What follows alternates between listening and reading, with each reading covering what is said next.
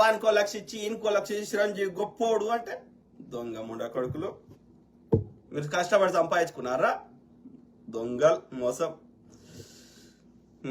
ఆనికి తోడు ఈ కాపాడు తయారండి మల్లిగాడు. వాడు 200 కోట్లు ఆని బెదిరించి జర్నలిజం చేసిండు. ఆడు జర్నలిస్ట్ అని చెప్పుకుంటాడు. వాడుకో అందరిని బెదిరించి అందరి దగ్గర వాని దోసుకున్నది బయట పెడతా అని చెప్పి వానితో డీల్ చేసుకుని అట్లా 200 కోట్లు సంపాదించి ఇప్పుడు అంతకంటే ఎక్కువ సంపాదించాలని పొలిటికల్ పార్టీ పెట్టి ఒక్కొక్క దగ్గర రేపు టికెట్ కి 3 నుంచి 5 కోట్లు తీసుకుంటాడు లేదో చూడండి మీరు. అంటే కూర్చున్న దగ్గర 1000 కోట్లు సంపాదించుకుంటాడు ఆ వాడుకో. గా ఆర్ఎస్ ప్రవీణ్ లుచ్చన్న కొడుకు వాడు కరీంనగర్ ఎస్పీగా ఉన్నప్పుడే 100 కోట్లు సంపాదించాడు. మరి గురుకులాల్లో పిల్లలు పెట్టి తిండిలో దోసుకున్నాడు. అది సరిపోలేదని వాడుకో ఇలా బీఆర్ఎస్ మళ్ళీ దోస్తు చేసిండు. మొన్న బీఎస్పీ కింద పోయి ఒక్కొక్క టికెట్ కి 30 లక్షలు తీసుకున్నాడు. గా పనికిరాని బీఎస్పీకే 1% ఓటు లేనోడే ఆడు 30 లక్షలు వసూలు చేసిండు ఒక్కొక్క దగ్గర.